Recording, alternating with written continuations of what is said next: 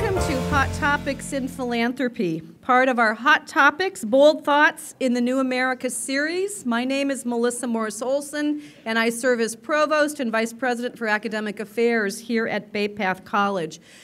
Now, I see many familiar faces in the audience. I'm just curious, how many of you have come to previous Hot Topics in Philanthropy Breakfast? Wow. That's great. Well, welcome back. We are thrilled that you're here, that you found your way back to our campus on this balmy January morning. Isn't this and I hear it's going to get even better for the weekend. Now, for our new guests, I also want to say a special thank you. And please know that you are in for a very, very special treat in terms of this morning's breakfast. This is, we believe, one of the only events of its kind here in the Pioneer Valley, a free seminar focused on a topic of great importance to nonprofits and targeted to anyone who has an interest in the well-being of the nonprofit community. We've been holding these ever since we first launched our graduate programs in nonprofit management and strategic fundraising back in 2006, and the reason we continue to do so is because of the feedback we get from attendees. What you all have told us is that you really appreciate the opportunity to network with like-minded souls here on our campus and to hear from an engaging speaker. And I think you will find this morning's experience to be no exception to what you may have experienced in the past. Now, an event such as this would not be possible without the helping hands and the support of many, many people. It truly takes a village to pull off an event like this. And I just want to take a moment to recognize some of those folks who have helped make this event possible, starting with Anne-Marie Canton in the back, who has really been the engine in terms of the details and the logistics. She has been assisted by Brianna Sittler, our Director of Special Events. I don't know if Brianna is here. My right hand, Michelle Naumick, and Diane Bergstrom, who have been very helpful. Kathy Rybleski, where are you? Roaming around with the camera in the back, our Director of Communications and her staff, Robin Rawson and others, done a fabulous job of communication and helping to get the word out about this event. So thank you to all of those and the others who have helped with all of the details that you don't see that happen behind the scenes to make it possible for you to come and enjoy this time. I also want to acknowledge our sponsors, Human Service Forum, Kathleen Dowd in the back, from here in Springfield. We are so grateful to partner with you and to have your sponsorship. And I know many people are here today because of your promotion of the event and the support that you've provided. So thank you so much. We are very, very excited, I hope you can tell, about the topic of this morning's breakfast. And one of the reasons I am so excited is because in this world in which we live, aren't we bombarded every day by all kinds of sensory input from all sorts of places? And being able to effectively capture and hold the attention of our constituents is so essential to the well-being of our organizations, but it is so much more difficult than it used to be because of all of the input that's coming from lots of places. Our featured presenter, Rick Bailey, founder and CEO of RHB, a specialized marketing consultancy that has served more than 200 nonprofits in its 22-year history, truly gets this. I've known Rick for a very long time. He's a personal friend. I first met him 20-some years ago, I think. We don't look that old, but you were 7. I was 7. But I was working at an institution in Chicago, and we had the good fortune to hire him as a consultant. And from the very beginning, what I learned about him is that he has a unique ability, a gift, to get inside an organization, to help figure out its DNA, and then to parlay that into how you talk about yourself and how you promote your cause. And it truly is a gift. And so in my experience, I think he's one of the most gifted nonprofit higher ed marketers in the business. And his talk, which I promise will be both educational and entertaining, is titled Rise Above the Ruckus, You Deserve to Be Heard. But before I let you hear what he has to say, I want to take just a few minutes to brag a little bit about what's happening on the Bay Path College campus. We have a captive audience, and so I can't let you go without just a couple of words about some of the exciting things that are happening here. You may know, I think many of you do know, that this past summer we launched our 11th graduate program at Bay Path, the Master of Science in Physician Assistant Studies. And what is so wonderful about this program is the impact it's already making on the community healthcare needs of this particular region. We welcomed 24 students in our inaugural class. We had our first ever white coat ceremony this fall, which was very fun. And because of the program's presence, we were able to obtain a $1 million federal grant, a HRSA grant, that is already being put into use with our students and our faculty to provide direct care, health care in this region, in some of the neighborhoods and the areas that are most in need of health care.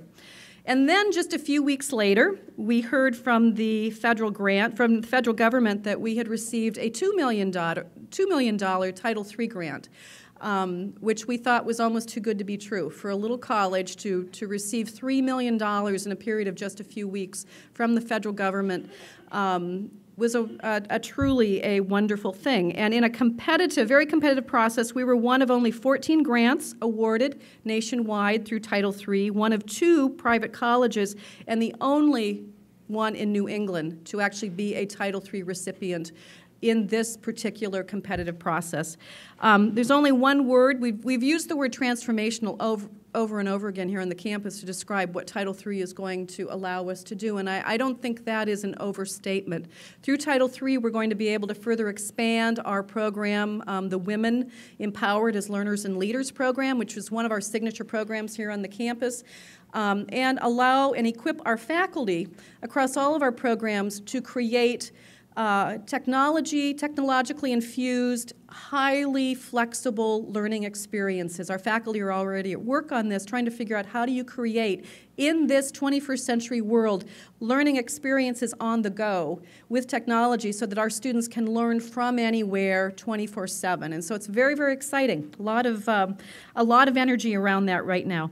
This year, and you might have seen our billboards, we also launched a new undergraduate major in neuroscience. In the 21st century, neuroscience, described by many as an explosive field, is slated to grow. We have recruited a dynamic young woman, Dr. Princey Quadros Manella, who is heading up that program. We already have several students who are enrolled in the program. And if any of you know young women who might be interested in that field, we're having an open house on January 23rd, and so please encourage them to go to the website, to call, and to mark their calendars. Princey's going to be leading this along with an undergraduate open house for our business major, which is headed up by Dr. Tom Loper, who's standing in the back. So please mark your calendars and help us get the word out about that. Finally, you might have seen our billboard about our upcoming 18th annual Women's Professional Development Conference, slated for Friday, March 22nd, 2013. How many of you have seen the billboard with that wonderful face on it of Queen Latifah? Yes, Queen Latifah is coming to Bay Path College. She's going to be our main keynote speaker for this year's Women's Professional Development Conference. Registrations are already going gangbusters, so if you want to go, be sure to go online as soon as possible and register, because I'm fairly certain we're going to be sold out. What's that? I'm glad she's coming after me. Oh.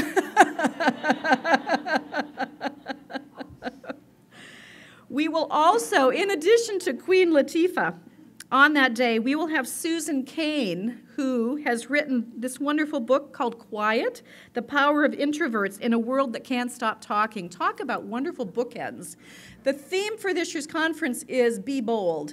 And I think both Susan Cain and Queen Latifah provide wonderfully compelling examples of how you can be bold and still be true to who you are. If you haven't read the book Quiet, I'm an introvert. I love what Susan Cain has written about, as an introvert, how you can leverage your strength and be bold, but still be true to who you are. So, other speakers, Jen Lim, CEO and Chief Happiness Officer and Consultant for Zappos Incorporated. And finally, the other key speaker is King Peggy, you might have heard of her, whose story of how life can deal one quite an unexpected hand.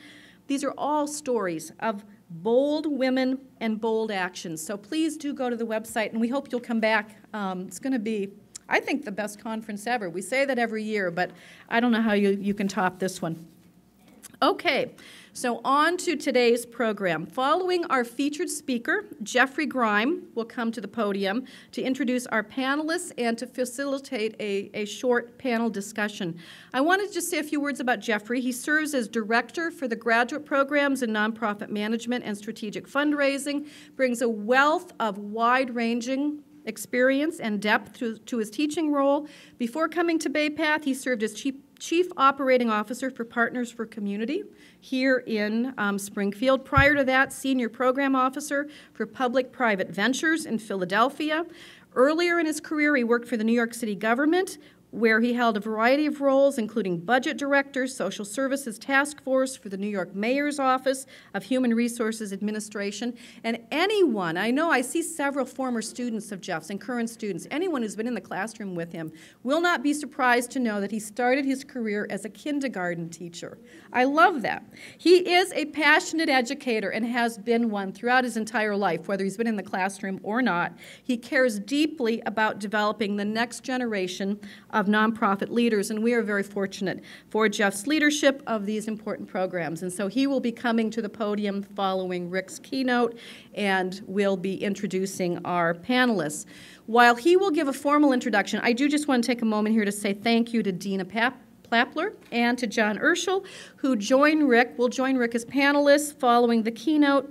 Dina and John are both highly successful professionals in the nonprofit and fundraising area here in Hartford and in the greater Springfield area. And what makes their presence here today so meaningful is the fact that they're also among our most popular adjunct faculty in the grad school at Bay Path in nonprofit management and fundraising.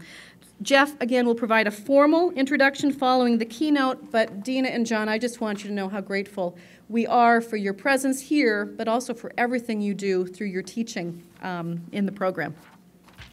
Okay, so now let me introduce my friend and colleague, Rick Bailey. As founder and CEO of RHB, Rick Bailey brings more than 30 years of experience in not-for-profit marketing, including work in fundraising, public relations, and marketing communications. Over the years, his firm, RHB, has helped several great causes succeed: Fishoff, National Chamber Music Association, the Presidential Classroom, OSF, St. Francis Medical Center, and Math Counts, along with countless numbers of colleges and universities and other nonprofit organizations. And full disclosure here, Rick and his team, Rick is the creative genius behind the Bay Path College new branding effort, the New American Women's Campaign, and Our Look. And so we've been spending a lot of time with Rick and his team over the last couple of years trying to get inside Bay Path. And I don't know if you're going to share anything about that, probably not today, but again, we've all had the experience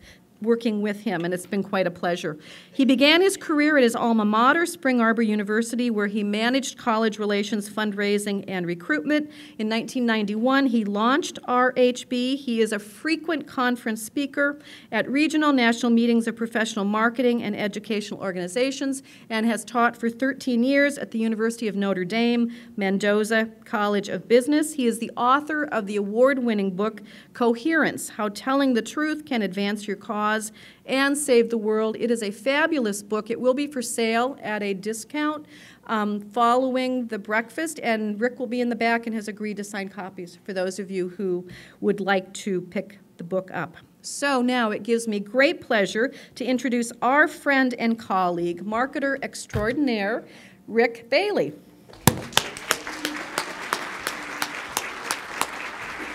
Thank you, Melissa. What a privilege to be at Bay Path this morning, and thank you all for coming. I am no Queen Latifah, I got to warn you. This going to work? Hey, it is going to work. Great. You can call me Rick.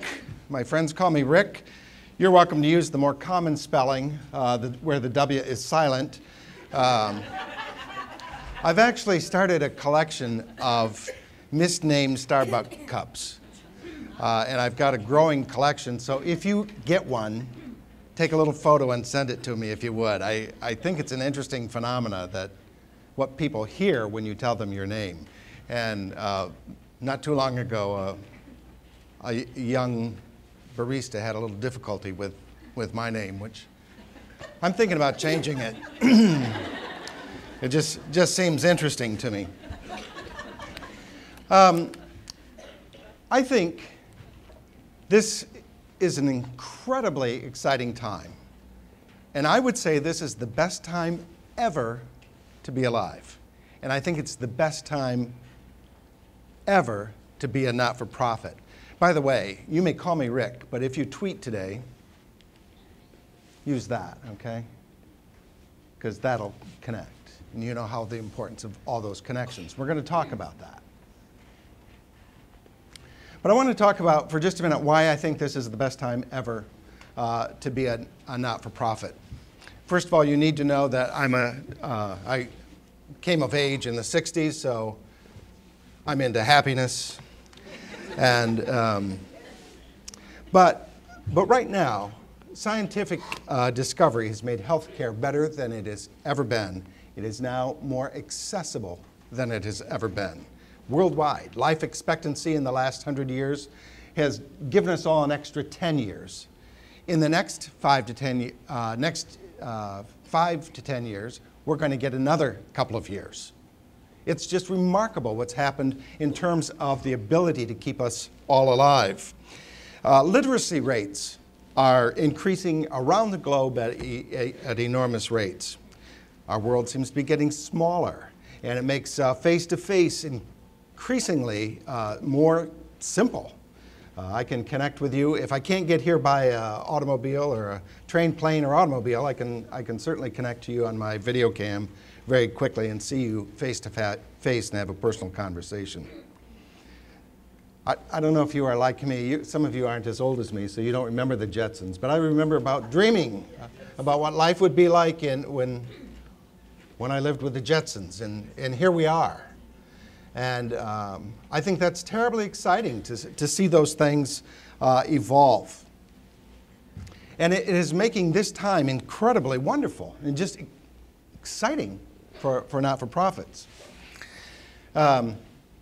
Here's one example of what's happening. Look at just in the last 40 years or so, 1975 to 2011.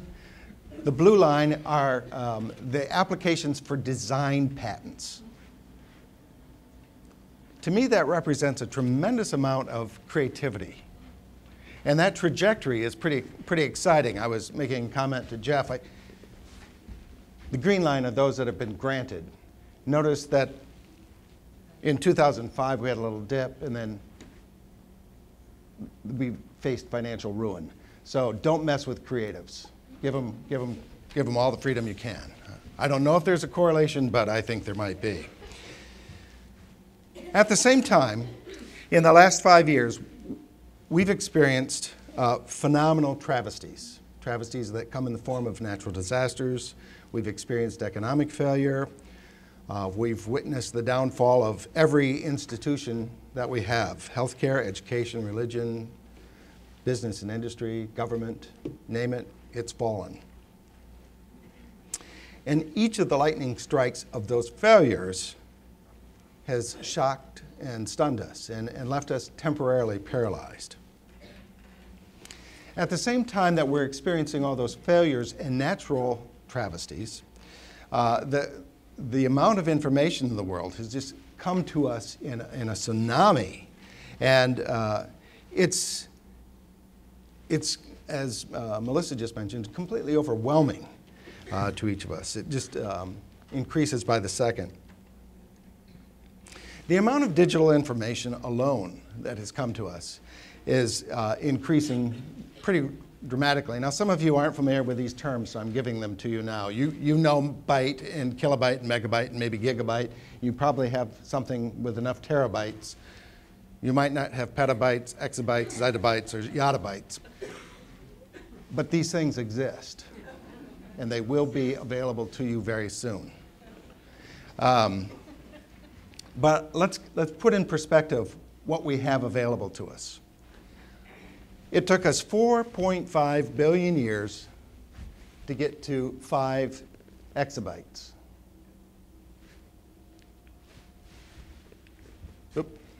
I want to go backwards a minute. Please let me go backwards. Exabytes. Okay? 4.5 billion years took us to get 5 of those. Every 2 years since, we've doubled that. Or not doubled it. Yeah, doubled it. The same amount of information every 2 years since 2003. So now, we have about 1.27 zettabytes of data available to us. Hard to wrap your arms around that, isn't it? That represents about 4 trillion books worth of information. Okay, now let me help you get a picture. Let's just assume those 4 trillion books were an inch thick. They're probably more, but let's just say they're an inch thick. If we stacked those books side by side on a shelf, that shelf would extend around the world 2,500 times. It's a ton of information. And that's that tsunami picture we saw a minute ago. That's what it feels like, because all of that has been in my inbox in the last week. I don't know about you, but you probably experience that too. It just comes at you so fast. There's so much of it, and we're just bombarded by it. And that sensory overload can be simply exhausting. Hence, Ruckus. We've got all this stuff going on in the world, and then we've got all this information coming at us and new ways to talk about it and share it. It's just completely overwhelming. I love this word ruckus. It just sounds like what it is. It's fun to say.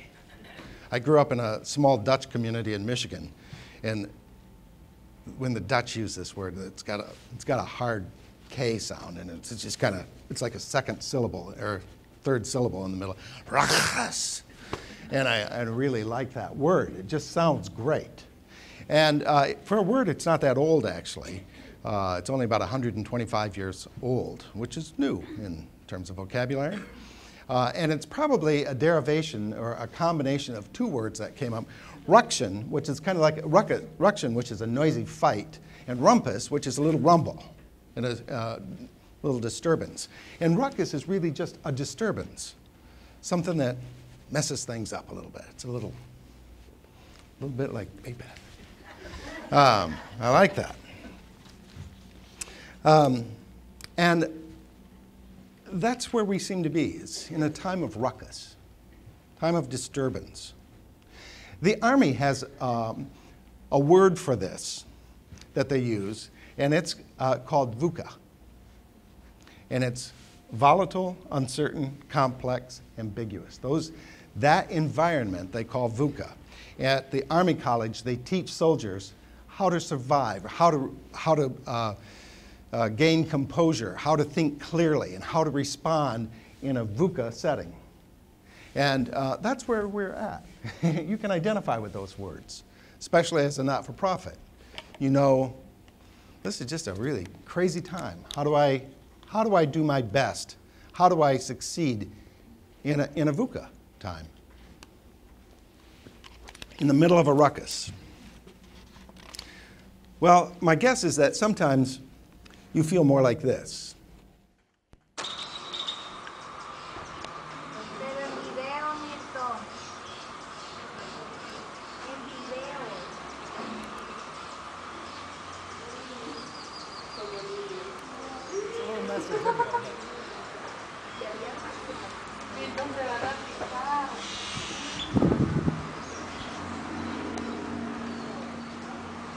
Anybody know what that is? Ants. You know what they call that?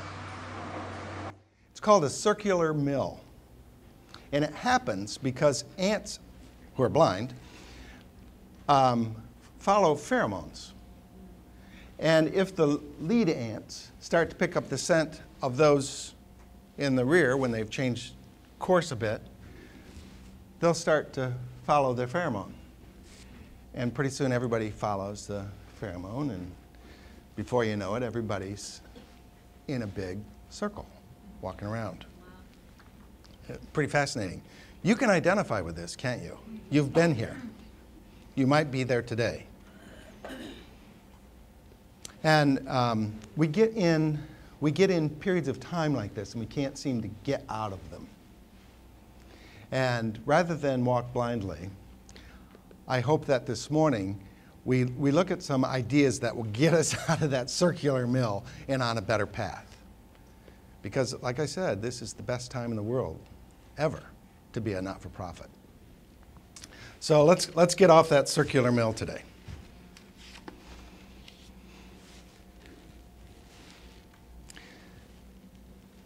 There is no question that these are challenging times. The fact is, however, that challenges aren't insurmountable. The thing that we need to keep in mind is that whenever there's great challenge, there also comes great opportunity. That's the flip side. Our creative director, Sam Watterson, refers to these as chopportunities. And a lot of times in a meeting, he'll say, so we'll present the problem, and the account executive will say, oh, our client's having a difficult time with this, and spells out the challenge really well, and Sam will look at him and say, so what's the chopportunity? What can we turn this into? Because the opportunity is absolutely the opposite side of that. And if we don our entrepreneurial creative hats, we can figure a great pathway out of that circular mill.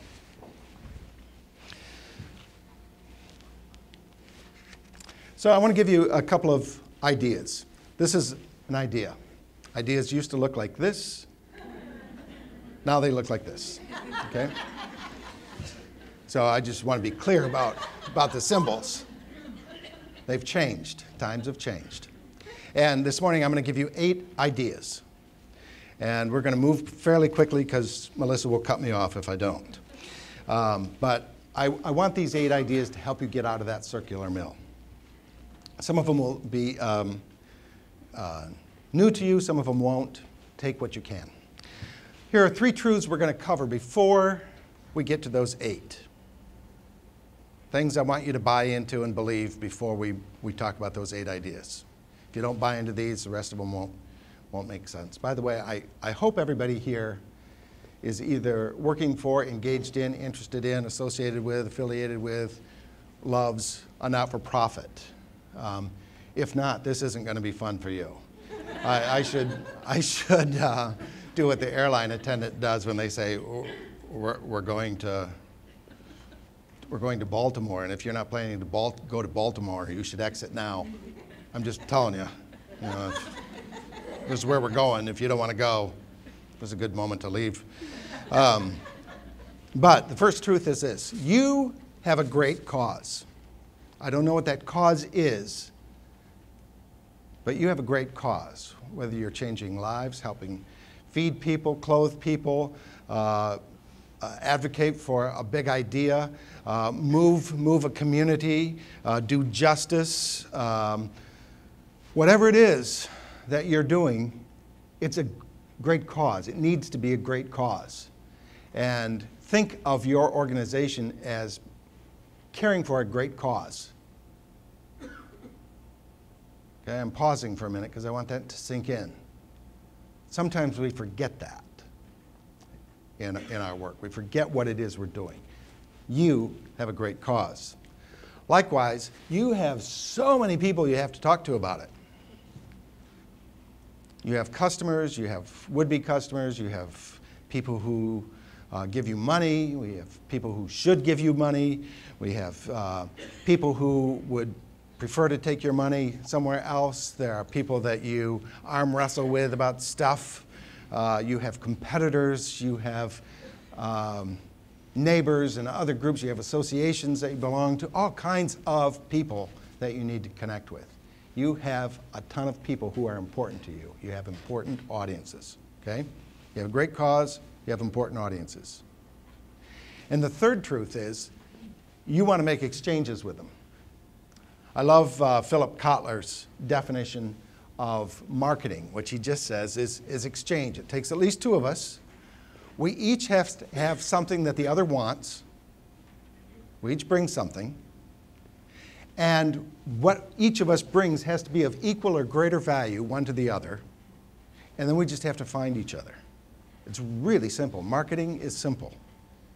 We make it far more complex than it is. And if you're not reading his stuff, you should read everything Philip Kotler writes. Okay? He's it in not-for-profit marketing. So pay attention to that. You with me so far, those three truths? You have great cause, you have important audiences, and you need to make exchanges. That's the groundwork that we're starting from. All right, I want to take you one more place before I give you those 8 ideas. And I want to talk about branding first. And the point I want to make is one that my friend Marty Neumeyer makes. This is not your brand, okay? Your logo is not your brand. Your tagline is not your brand. Your materials are not your brand. They may be expressions of your brand, but those are not your brand. And this is going to be tough. You don't own your brand. Your customers, your audiences, all those people that you work with own your brand. They determine your brand. A brand is simply a perception, an expectation of what you're going to deliver, what is known about you and what we can count on from you. So the best we can hope to do is manage the brand by what we say and what we do. But we don't own it. Now, it didn't used to be quite like this. Before the advent of the internet, life was different. I'm glad you laughed there. Before the advent of the internet, life was different. Consumers, had to succumb to whatever marketers said because we were dependent on mass communication. We had print advertising, newspapers, magazines. We had out-of-home, outdoor billboards, those kinds of things. We had radio, we had television. But the ways we get information were big ways. There was word of mouth, certainly. I mean, we met at school or the market or at church and talked to each other and said, oh, did you tell me? Or, I drive an Oldsmobile, you should drive an Oldsmobile. We did all that stuff, but it wasn't like it is now. We were dependent on mass communication, so marketers were in control. They got to say what they wanted to say, and we had to buy it. They'd put their ad out, and we'd accept it as truth. And that was fine. But then the internet caused this ruckus. And what the internet did was give us connection to all of that data that we talked about a little bit ago. And when we had access to the data, we had a different perspective than what the marketers said or told us that they wanted us to know. Once we had access to the data, we could say, hey, wait a minute. I looked this up online, and what you claim isn't necessarily true. Or your nose isn't particularly clean. Or I know some stuff about you that doesn't line up with what you're saying about yourself. And our trust broke down. The other thing that happened was we had access to one another. So in a second, we could tweet, hey, do you know this? Or, hey, you should get one of these. I love this thing. I had a wonderful experience over here on Amazon. Have you been to Zappos? And the equation changed. And all the marketers were standing on the other side saying, wait a minute. I want you to do it my way. And we all said, no, thanks. We'll do it our way over here. And what happened in that equation is that the control of branding went from marketers to customers. And we live in that world. So you don't own your brand. It's all happening over here with your customers. You get to manage it at best. So we call that coherence. That balancing, come to a point of balance between what customers own, what we own, and finding a way to communicate carefully. And we do that by telling the truth, by being transparent and authentic and being who we say we are, and building trust. And in the coherence model, We work very hard at knowing who we are and knowing who our customers are so that we can have really strong ties, good relationships, and exchanges built on trust. Sometimes we think of branding the way it used to be as bowling, where we'd line up all the customers at the other end and then try to knock them down. We'd make sure that our logo was right and everything was clean and that the way people answered their phone was perfect, and it was. We were really solid with the way we looked and felt. And in fact, we'd even tell people, we'd tell our salespeople, go out, get a strike, bowl them over, knock them down. You know, we'd encourage them to do that. Come back with $1 million, that's great. The problem is customers don't want to be knocked over. Nobody wants to be knocked down, especially not hit with a big ball.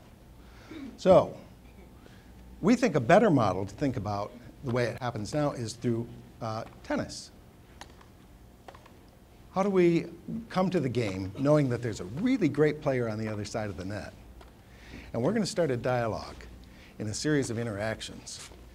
And not only are we going to lob the ball over, but we expect it's going to come back. So we create opportunity to come back. Now, at some point, I'd love to score, but not until we've batted that around a bit. And we develop a rapport with one another over that net and that exchange, back and forth, back and forth, back and forth, till we come to a point of, all right, this is how this is going to be, how it's going to end. So think about that analogy for a little bit. All right, you with me? Yes? Even in the back? All right. Let's talk about those 8 ideas. Here's the first one. Know yourself, and know yourself really well. This is where the practice of coherence begins. What's your great cause? What do you do better than anybody else in the world? Go with me to the beach for a minute. Not too long ago, my sister Cindy and I were walking along the Gulf Shore, and we were noticing just thousands of shells on the beach, and we were talking about how beautiful they all were. And we kept talking about what we should be making from those things. You've done that. You feel like you should stuff your pockets. Certainly, we can turn that into something else. And as we were walking along, we started to think, well, let's pick that one up.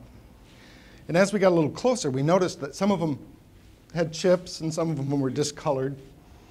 They weren't quite as perfect as they were from this angle. And sometimes we treat ourselves like that as not-for-profits. We're a little worried if people get up close and see our chips and discolorations and disfigurements. We know our weak points. We know the things that we're not doing so well. So we tend not to draw attention to those things. We just don't talk about them. And instead, we keep everybody at a distance. We don't want them to see us because we look better from a distance. And we think about things that sound really good, that we can say that are true, that are a little more general. This happens in higher ed all the time. And we come down to things like, we have a friendly campus, it's a beautiful place, we have professors who care, we have really good laboratories. What does that mean? And our point is, let's sound as much as we can like Harvard. Here's Harvard. Because if we sound like Harvard, if we use that language or general language, we'll get a picture of, we expect our consumers to get a picture of that instead of us. And if they can picture Harvard, then, well, that's close. We're sort of like Harvard. We're a school. Or we think about the big public. Man, if we were UMass and had those 5 sticky outy things, we'd be great. They've got it. They've got everything. Look at, they've got all those bumps, and we don't have any of those bumps. We've got a scratch. So we don't talk about that. We talk about the things that we have in common. The difficulty with that is that before long, we're selling sand, not shells. The difficulty with that is that there's an abundance of sand. There's too much sand. And think about your circle, the organizations that you're a part of. And everybody starts to sound alike pretty quickly, and then it confuses potential customers, your own customers. They don't know what to think of you because you're not speaking about who you are. The glorious thing about coherence is that if I know how beautiful I am, it might change the way I think about telling my story. So the first rule is that I know myself really, really well, so I can sell my shell and not the sand. Okay? So start by knowing yourself. Now, how do you know yourself? I suggest at least 3 ways to dig for your story. And the first one is to dig for your history, or just dig your history. You probably have a great one. The importance is that you go after the details of your history. And I've found this, I'm going to give you the guy's name, Dr. David Maitland, who took this microscopic image of coral particles on the bottom of the ocean floor. This is what sand is made of. This is when you get really close to sand and coral sand on the bottom of the ocean floor. So you thought sand was tiny? This is what's in those little grains. And what's fascinating about this is that it gets broken out so that this is telling us tons about the history of the Earth. And this is what scientists are studying, these little tiny, tiny, tiny, tiny things. So it can help us place ourselves in time and help us understand how things evolved. And it's remarkable what's found in those little details. So I would encourage you to get to the details of your history, not just the year of your founding and who started it. Know why. What was going on at the time? What was this important then? Who was involved? What were they doing? What were they like? What did they want to have happen? What challenges were they facing at that point? Get to know your DNA that way through your history. So dig your history. Really get into your mission, vision, and values. This is really important. Know why you are here. Ask yourself all the time, why are we here on the planet? What's our big idea? If I disappeared tomorrow, if my organization fell off the face of the map, who would care? What wouldn't happen if we weren't here next week? Who would miss you? You're saying, yikes, or ouch. And I'm not trying to be harsh, I'm trying to be pointed. If we're not really clear about what we're doing and why we're doing it, we're in trouble. I like what Peter Drucker talks about. It's one of my favorite quotes from Peter Drucker. But one of the things that Peter Drucker, the management guru, says, and by the way, go grab a copy of the 5 most important questions you can ask yourself as a not-for-profit. If you haven't read that, it's great. It comes with a workbook from the Drucker Foundation that you can use as a series of board retreats. It's awesome, awesome material. But he says, your mission statement should fit on a t-shirt. So we're going to do a quick poll. I'm going to give you 30 seconds to write down your mission statement. Go. You have it memorized, right? Write it down.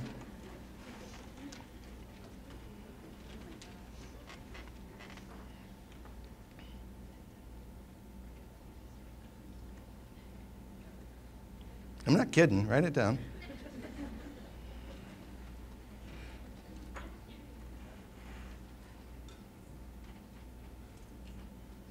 Seven, 6, 5, 4, 3, 2, 1.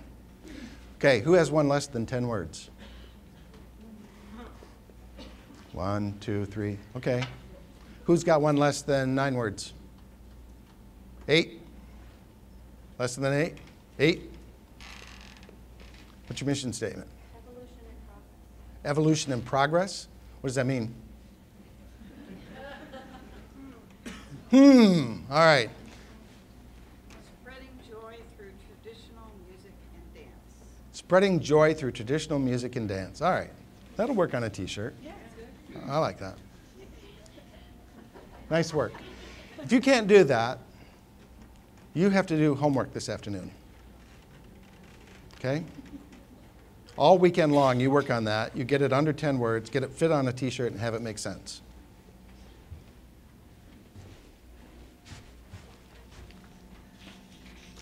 Now,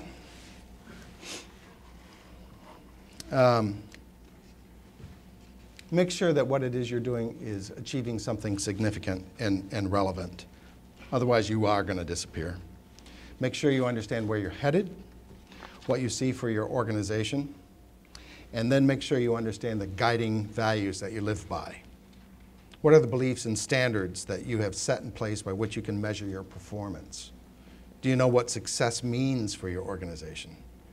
Those measures of success will, in fact, give you a big hint about your value set. Listen to this. Without clear vision, you won't know where you're going. Without a clear mission, you won't know why you are on the journey. And without understanding your values, you won't know how to get there.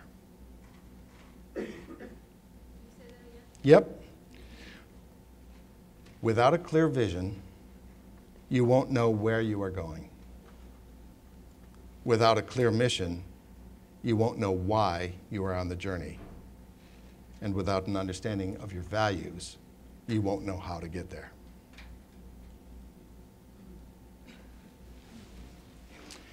The third thing I'd suggest that you have to know in your story is your difference, and really get to know how you're different than your competitors. Again, from my friend Marty Neumeier, he loves this statement. I think it's fabulous. He nails me to the wall with this all the time. Get to your only statement.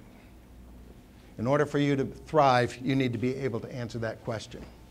What are you the only of? Fill in those blanks. That's your second homework assignment this week. You're going to have a busy weekend. You got lots to do. Now, if you aren't the only, there are two other great market positions you can own. One is first, and the other is largest. And those two differentiators give you the option of being a leader. If you can't be only first or largest, another one is to be the most intelligent, the smartest. And you might have assets of information as part of that 1.27 zettabytes. You might have information that the rest of the world needs, and you are the single source for that. If you aren't, gather some data that is relevant to you and your cause and use that. Owning intellectual property will position you as an expert. I'll talk a little bit more about that later. Okay, that was a long way through point 1. 2 through 8 are faster.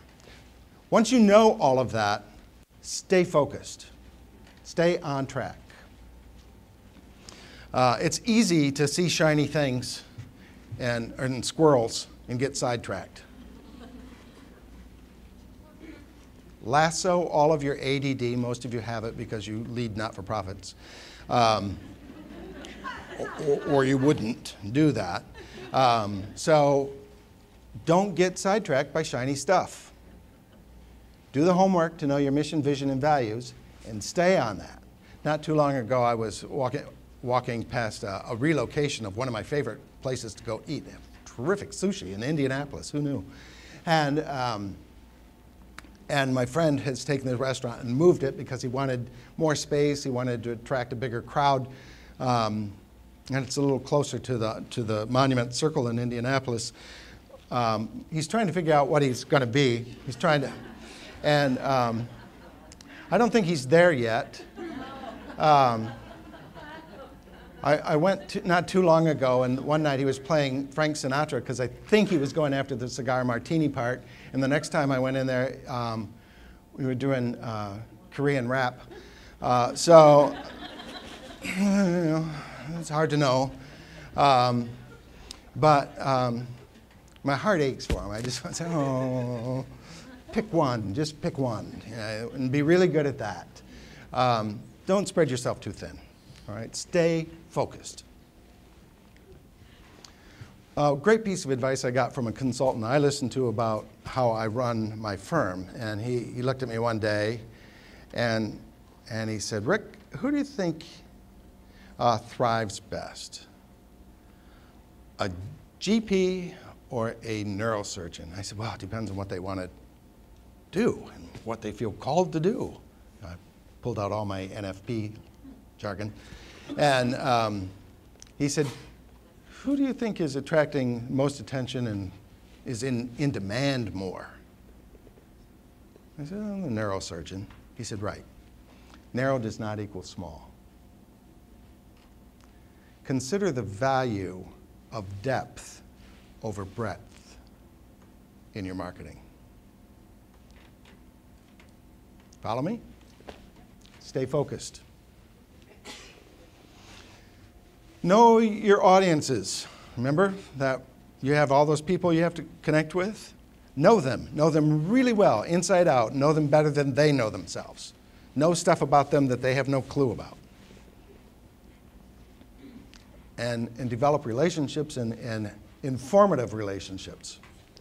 At RHB, we think about audiences like in a solar system almost, a planetary system. In the sun, if you will, the thing that everything revolves around, is our primary audience.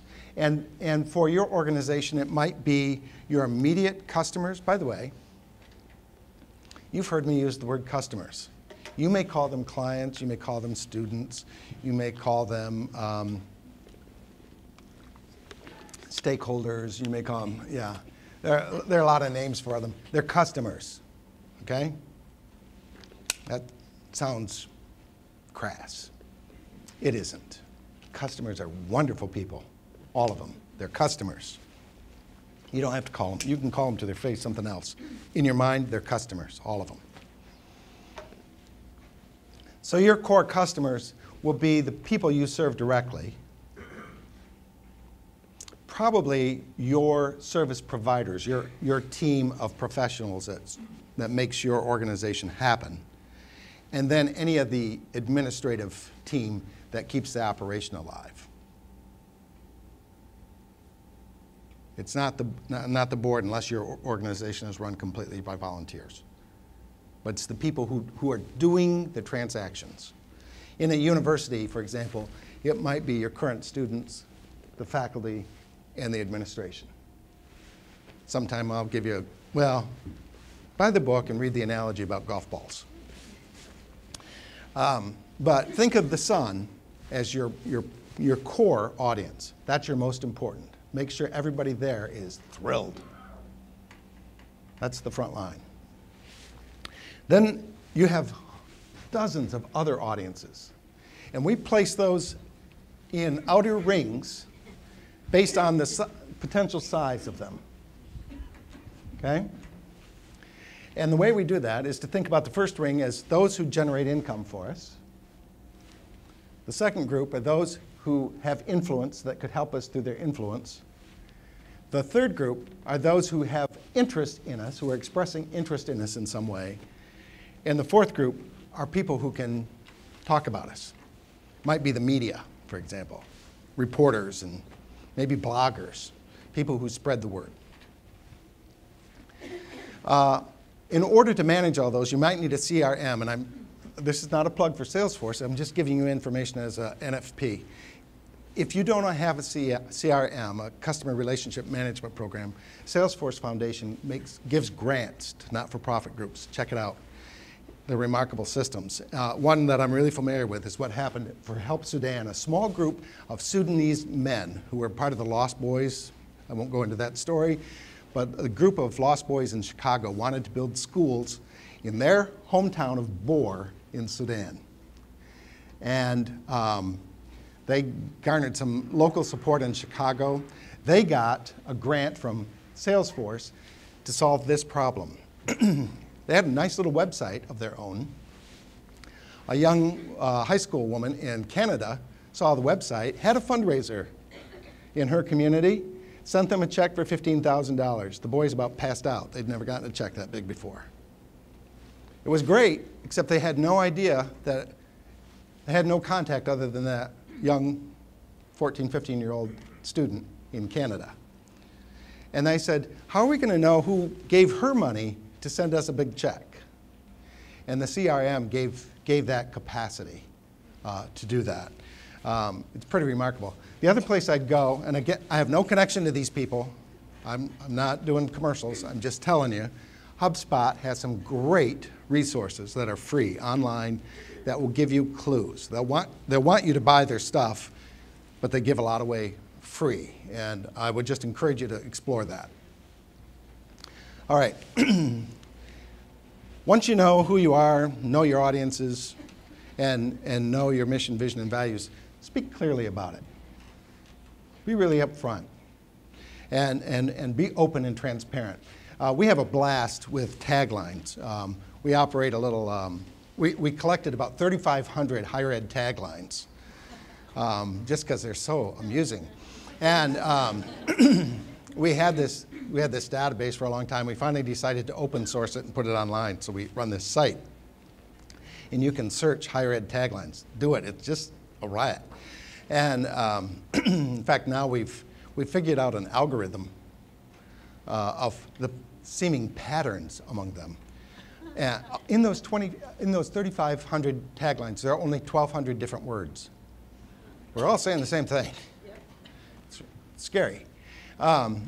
So we started this thing. We did a little research, and one of our interns figured out the algorithm and created a pattern so it would generate its own tagline. So you can go to, you can either get it from our site or at taglonomy.com, and you can earn a certificate in taglonomy studies or something like that. You can get a master's in it. But sometimes our taglines aren't clear, or, well, here's an example. This is one of my favorites. It's 20 words. I'm sure this means something to somebody, but for the most of us, I thought, wow, I don't know what that is. I don't care. I do like this. And I like it because it expresses that entrepreneurial, innovative, moving forward, gutsy, let's go, let's take it on spirit that's here. That responsiveness to say, hey, we're in a new place, a new time, new day. We got to get people ready for a new America. And not only that, we're going to focus on women because they're going to do it better. And so let's do that. Let's do what we say we do. And I like that.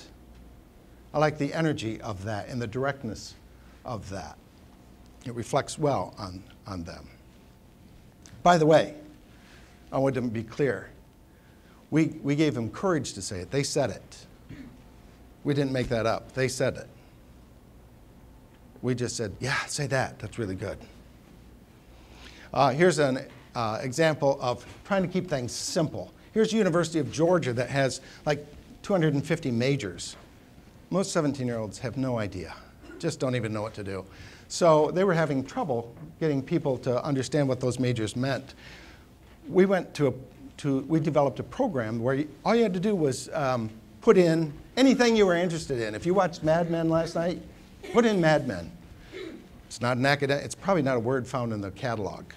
But if you're interested in Mad Men and put it in there, it'll search related items and give you 16 options for a program that might relate to your interest in Mad Men. If you're interested in bugs or cows or cars, it doesn't matter, just put it in there. It'll find it. It'll give you a little bit of information about that particular program if I chose advertising from that list of 16. But it'll also say, hey, you might also like this. If you're thinking about that, you might try that. And by the way, if you want more information about it, go here. And if you want to share it with a friend, go here. Easy, easy, easy, easy. Keep it simple. Keep it really simple and jargon-free. All right, number 5. Know what it is you're setting out to do. What are you trying to achieve in your marketing? Be really clear about that.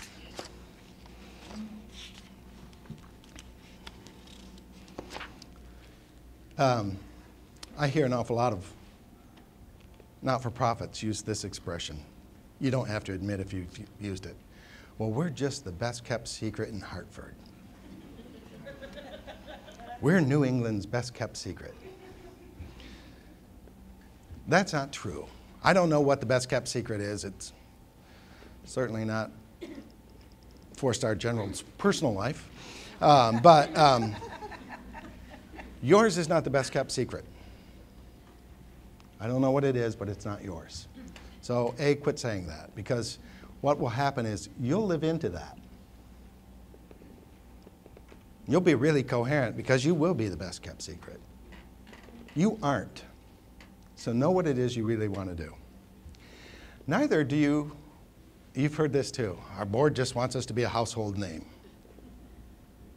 I always pause at that. I just stare. And then I think, really? Why?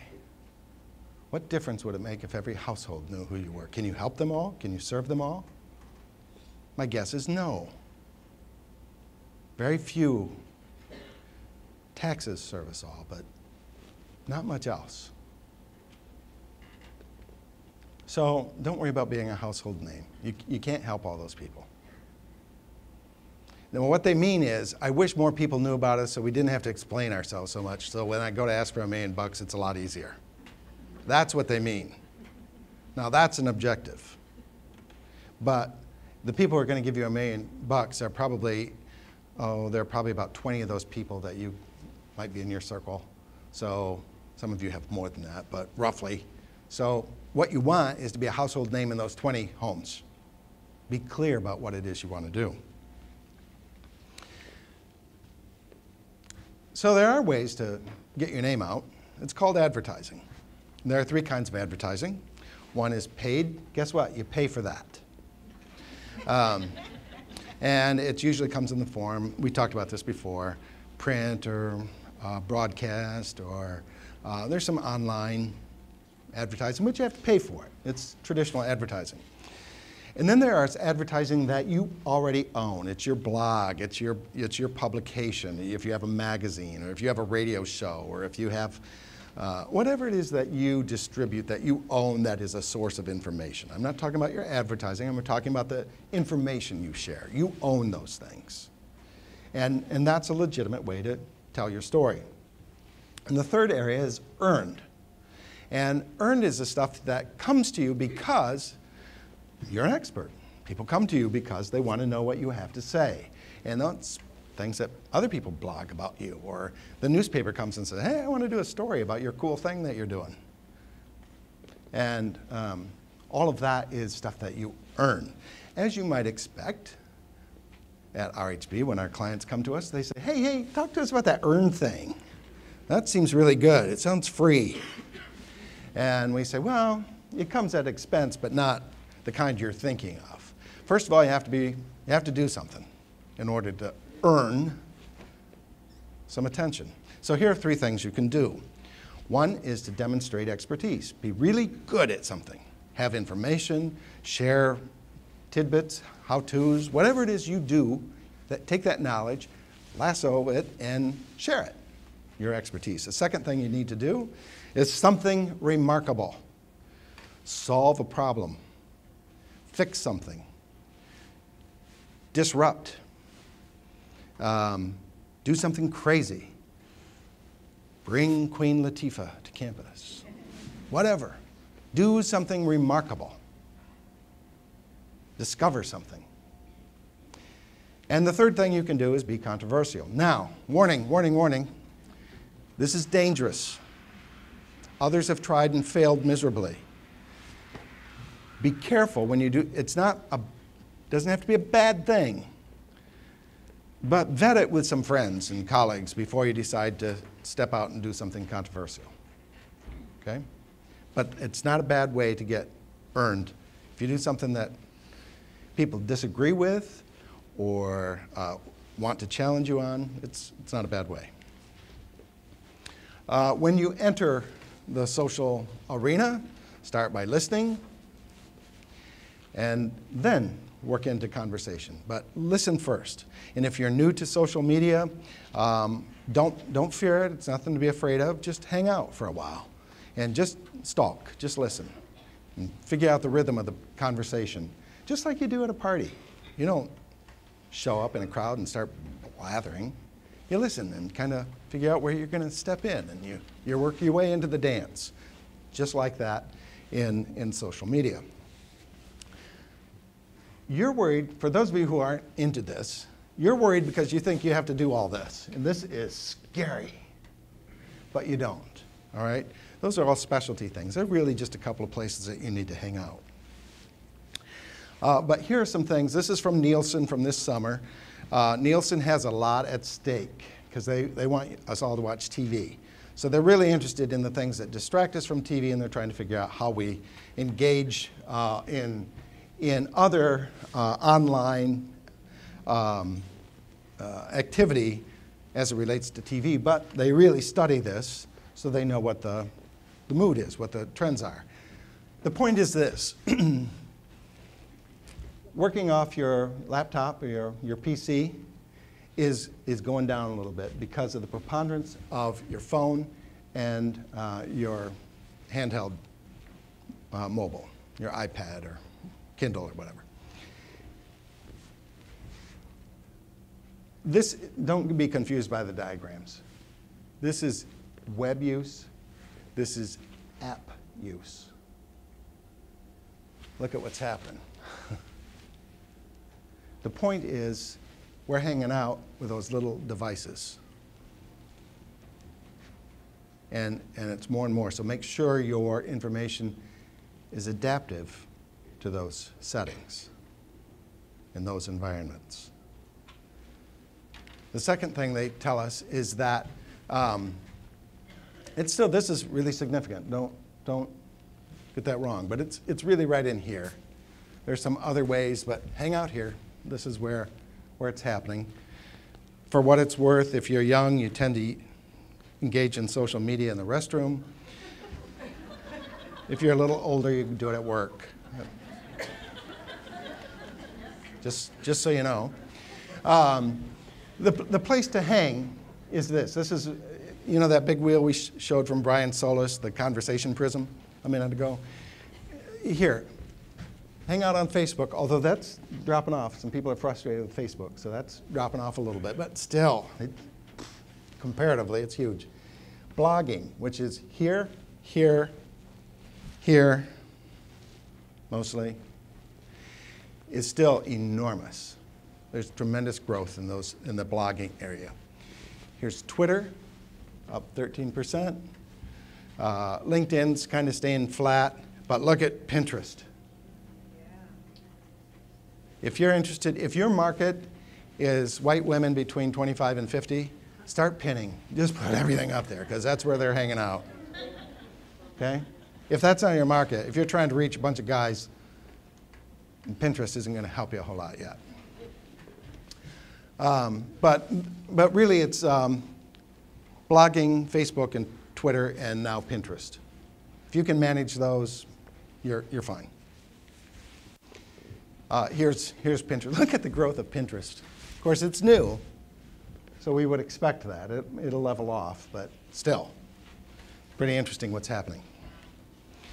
Just thought you might be interested in that. One other thing I would direct you to, again, I don't have any connection to the Minnesota Historical Society except that they do some really smart things, and one of the things that they've got online is this set of materials that was written by Joe Hoover, which is their social media and web guidelines and strategy worksheets. It's really smart information. Could work for your organization. It's free, it's available, it's there. I wish I could take credit for it. I can't, didn't have anything to do with it, but it's good material. Just go get it, it's available to you. Seventh, behave like your best self. Once you know who you are and what you're about, do that. Just do that. And do it consistently, day in, day out. Just be your best. Remember this, coherence is not what you say, it's what you do. You should write that down. You should put that on a t-shirt. 1, 2, 3, 4, 5, 6, 7, 8, 9, 10. 10 words. Coherence is what you do. You can jump up and down and say you're X, but if you behave like Y, you're Y. So if you say you're X, be X. Ask yourself, if I'm the #1 women's college in the world, how does the #1 women's college in the world behave? When I come to a decision point and I have to take a course of action, I should have a little bracelet. What would the #1 women's college in the world do? In fact, go home and make a little bracelet with that on it, whatever your organization is. What would we do? Because that's how you build coherence and consequently trust. And then fail forward. Don't be afraid to mess up. In that 1.27 zettabytes, frankly, not many people are going to notice. It'll be all right. And the cooler thing is they're going to forget about it in 2 weeks. You can be a sportscaster and make a nasty comment or just go overboard about a beautiful woman in the audience. And we'll all talk about it for 20 minutes, but next week we'll forget, or the week after. Oh, sure, a few people will be mad for a couple of years, but we'll forget, and we'll let you continue. We're living in a period of time where failure is not only expected because we're in this inventive period of time, but it's allowed. And if you want to look at the track record of a lot of people who are leading us, you'll see that we forgive pretty quickly. So don't panic about failure. Now, I wouldn't encourage going out to intentionally fail, but if you do, don't worry too much. It's not the end of the earth. Classic example. Post-it notes were supposed to be this great, the glue was supposed to hold things together forever, and the guy who developed it couldn't get the formula right. But he found out that that little sticky was just enough to, I think he was a choir director in his church on the side, and he used it to mark the pages in the hymnal. And he thought, oh, this is cool, and before long, they were manufacturing Post-it notes, which you have about 4 billion of these in your office. So this is a miserable failure that worked out okay. So think about another way to use the World Bank actually sponsors this really great thing for not-for-profits called the Fail Fair. And they get world changers together and talk about the things that went miserably wrong so that everybody can learn from one another. So have a little fail fair here at Bay Path. You should host the little local fail fair. That would be awesome. Come and bring your mistakes. We'll work it out. Okay, 8 ideas. Hopefully there's a little something in there that'll stir a light bulb and something you can take home to get you off that circular mill. Interestingly, as a wrap up here, I was in Atlanta earlier this week. Actually, I've been in Atlanta twice this week, but I decided it would be an interesting week to stop in the Newsweek store. And sure enough, there it was. The Newsweek store had the last print issue. We are living in very different times and changing times. But this is the best time ever to be a not-for-profit. This is a great time to be inventive and do new things. Have we faced storms? Absolutely. Been terrible. We've had lightning strikes all over the place. The cool thing about a big rainstorm is that afterwards comes all this time of rejuvenation and freshness, and all beautiful things spring up. That's up to you. And you have this opportunity to bring up roses all over the place. I wish you the very best in that. I hope you embrace the ruckus. And I thank you very much for your attention and the privilege of being with you this morning. All the best, and Godspeed in your journey. Thank you.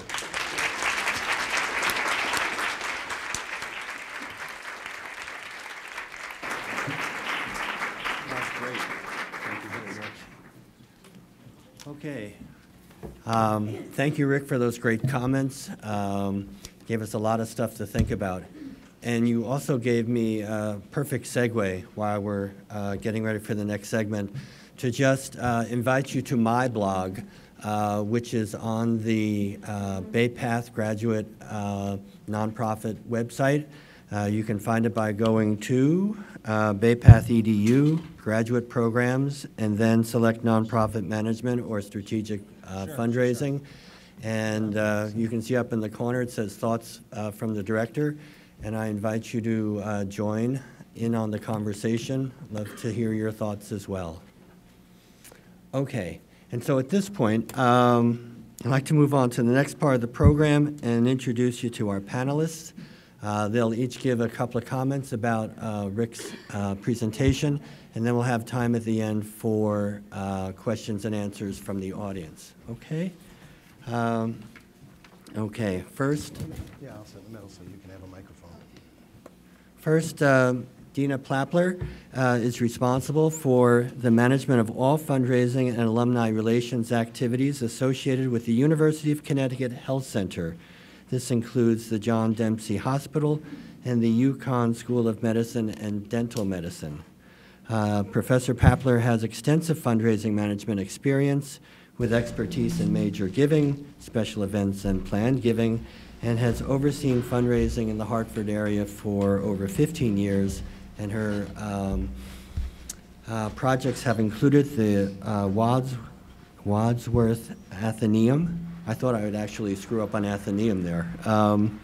The Hartford Stage, the Mark Twain House, and the CT Science Center. Active on numerous nonprofit boards and a member of the Association of Healthcare Philanthropy and the Association of Fundraising Professionals. She also holds a Bachelor of Science degree from New York University, a law degree from Georgetown, and an adjunct graduate faculty member here at Bay Path. Welcome. Joining Dina is John Herschel. He's at the far end there of the podium. John is Director of Leadership Gifts at Mount Holyoke College, where he oversees major donor research, gift planning, and a major gift office focused on donors rated at $100,000 or more. He recently moved to this position from Amherst College, where he was the Director of Gift Planning, and John's approach to fundraising is simple. He uses his 19 years of experience as an advisor and educator and fundraiser to build meaningful philanthropic relationships between donors and nonprofit organizations. John is also an adjunct professor in our nonprofit graduate programs and teaches a variety of philanthropic, fundraising, and leadership courses. So at this point, I think I'll start with Dina, and then her comments will be followed by John's. Great. Good morning, and thank you very much for that kind introduction. I promised you the introduction was longer than what I'm going to say, because I know we all want to ask questions of our wonderful speaker this morning, Mr. Bailey. I have a lot of ruckus in my life, as I'm sure you all do, and I'm going to take your wise words to heart. Thank you very much. In thinking how I can add to the wonderful advice we all got this morning, I just thought I would relay a few key principles in my fundraising career that have been very helpful, and they're basic, but I think they're important, and I think you'll all agree with me that these are principles that we need to keep in mind every day. And the first one is, again, amidst all the ruckus, to really focus on the key relationships that are important to you, your position, and your organization. Those relationships can range from the new donor that you're currently cultivating to your board president to the organization's largest donor.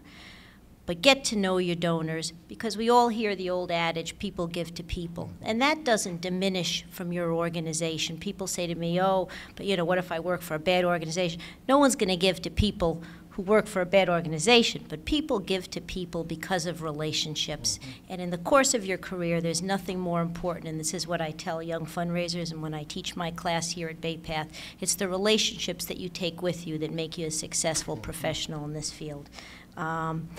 I don't mean to get racy this early in the morning, but I kind of actually have a 3-date rule when it comes to fundraising. I don't ask my donors for anything on our first encounter. I really don't, and I really am very serious about that. I don't bring a proposal. I try not to have something in mind. Of course, we all do, but I really try to get to know them. And sometimes by the second date or encounter, they're starting to think, oh, are we going to talk about fundraising? Can I make gifts? And I really say, I'd really like to get to know you. Get to know your passions, get to know, have you get to know the organization a little better before we really start talking about what's meaningful to you. And I found that works well for me. So again, to emphasize, focus on your key relationships and never lose track of how important that is. To follow up on one of the points raised this morning on listening, I can't emphasize enough how important to me has been to listen to my donors, ask them for their insights, ask them for their best thinking before asking them for money. And that can range from something as simple as one-on-one lunches or breakfasts to focus groups to giving circles. Many of us have heard about the interactive type of groups that we can form for our donors. Never assume you know what someone's passion is. As you heard, I work at UConn, big sports school for any Husky fans out there. And, we have a lot of donors who go to basketball games. We assume that's their passion. I had lunch with one of our big basketball fans recently, prepared to talk to them about basketball, and I found out they had actually lost a child to cancer. And their passion was actually cancer research, learning more about what we were doing in that arena. Had I gone down the path of a basketball gift, I'm sure they would have made a gift. But when I really got to listen to her and find out what it was that moved her and what was meaningful to her, I found a new area that I think will turn into her passion gift and what will really be her connection to the university.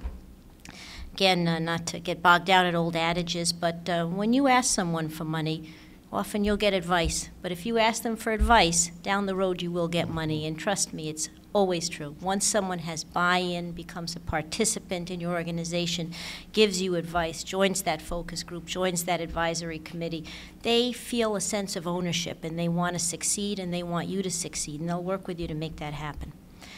Third point is never overlook stewardship and simple thank yous every time. When donors are asked a lot of the time why they didn't make a second gift or why they stopped giving after many years, they often say it was because they felt the organization didn't really appreciate their gift, didn't need their gift, didn't appreciate them, didn't know them. Never let a donor feel that way, both professionally and personally.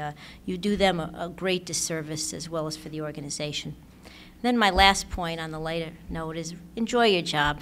When I talk to young fundraisers, I say if you're going to really succeed in this profession, it has to become your lifestyle, has to become something you enjoy, has to be something that you're passionate about. We're all privileged to work for organizations that do good work. What we do is important, as we hear on the radio a lot. Feel proud when you're asking for support for your organization, and know you're doing work that really makes a difference, and try to have fun while you're doing it. Thank you.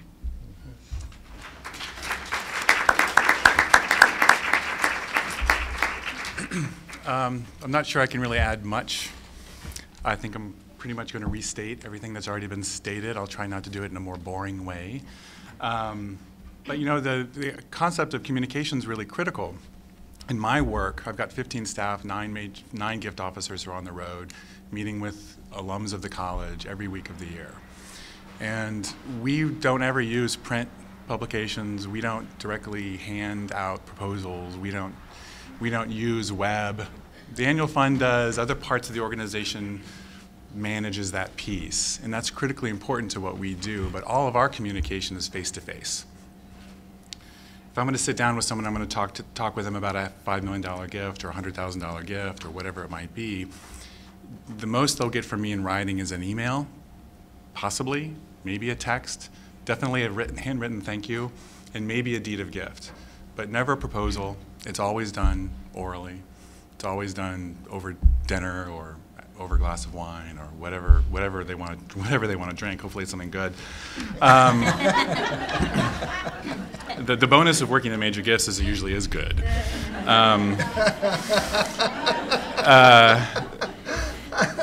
So how do you manage a strategic communication plan when all the communication is done face to face, and it has to be adaptive and it has to be oral, and how much faith you have to have in your colleagues, and knowing that I was talking to someone earlier this morning, and knowing that the organization's got your back when you're out in the wilderness, sort of beating your own path. And so we have sort of four general rules of thumb to sort of help manage that communication, that oral communication strategy. And first, it's just to become a detached facilitator. We can't bring ourselves into this conversation. We have to focus on finding an equitable relationship between the organization and the donor. And so that means, we can't get ahead of the donor. Inevitably, if we're going in there wanting expecting a gift, wanting something, a specific outcome to come out of it, you know, we're going to be working against ourselves and against the donor. Intent. So all words, all actions, all of our processes are driven by intent. So if we're too selfish or we're unclear about the purpose of the meeting, it's going to fail. We'll lose control.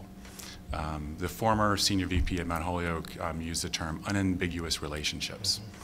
We want to be very, very clear about what we're doing and very honest about it up front.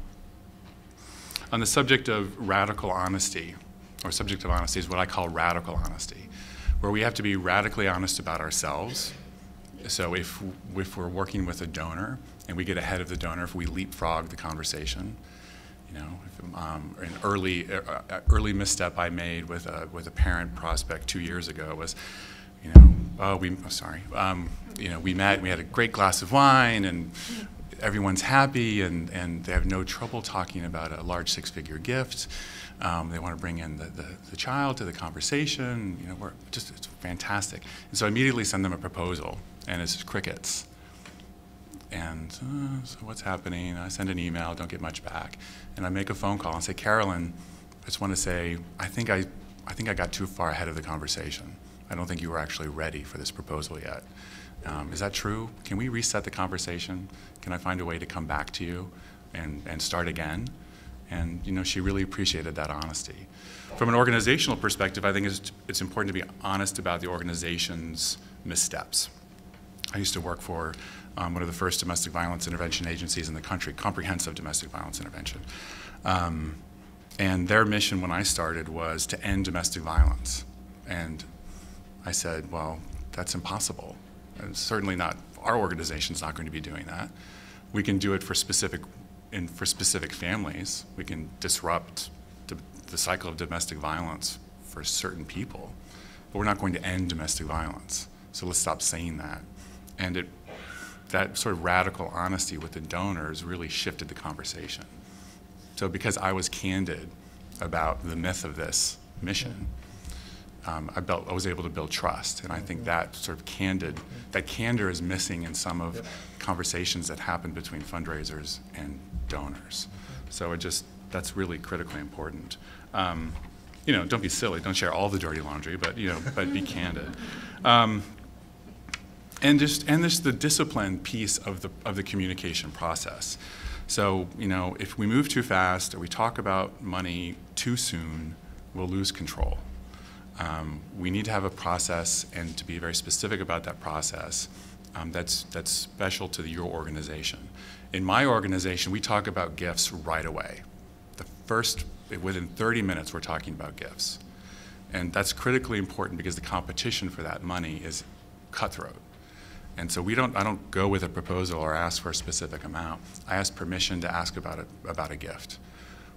How can we have a conversation about a gift? What can Mount Holyoke do to start this conversation? What do we need to provide you? You know, help me understand how we can have this philanthropic conversation. My title is Director of Leadership Gifts. They know what I do. They expect to be asked. If I don't ask, or if I don't bring up the conversation of philanthropy, they're going to kind of wonder, what was the point of this conversation? Why was I here? Why did I pay for your lunch? So that's you know, that's what I have to offer. So thank you. Yeah, great.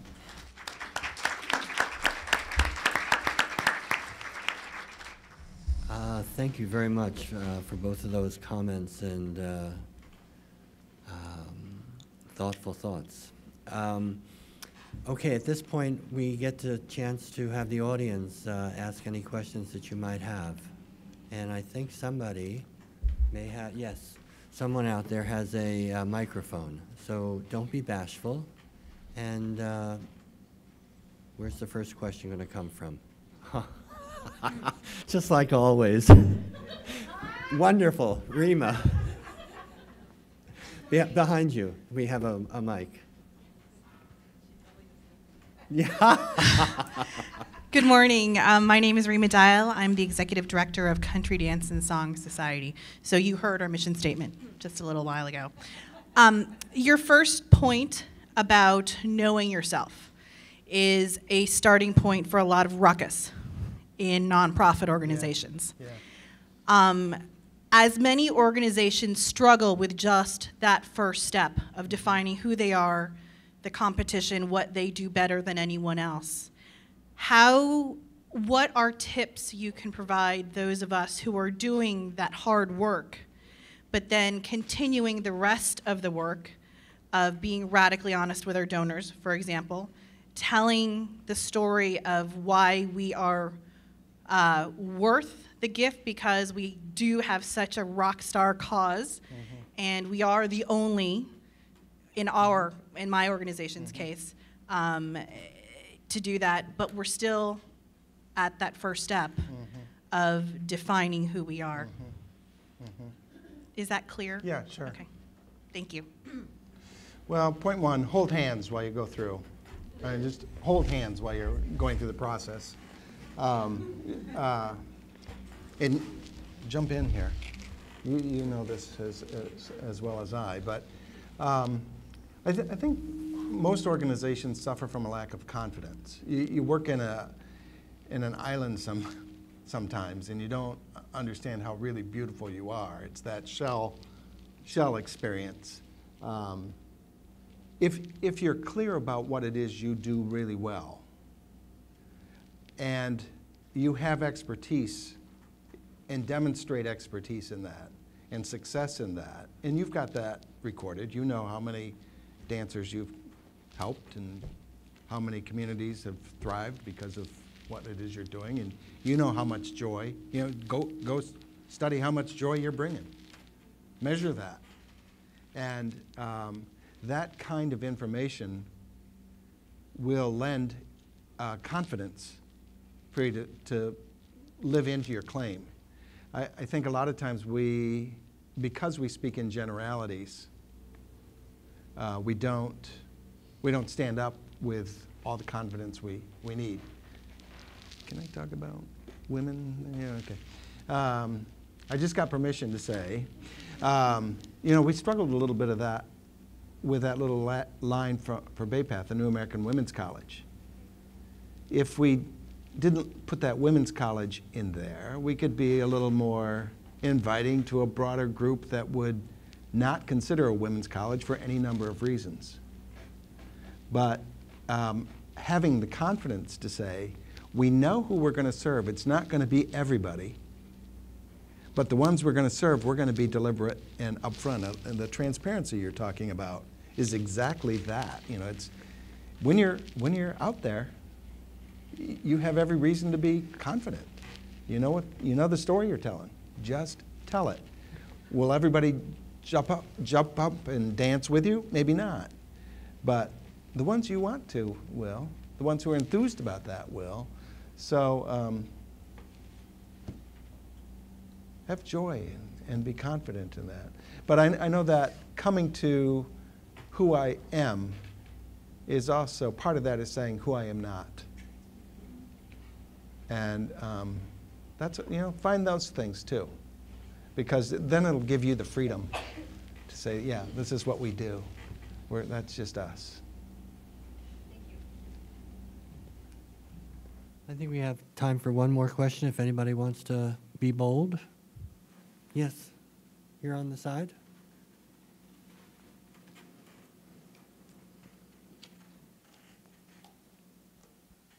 Hi, my name is Wolf Laguerra. I'm part owner of Soul Intentions. And my question is, how do you market something that is intangible? Because I'm a life coach. So I guess I am the product. So how do you market that? You guys want to take that?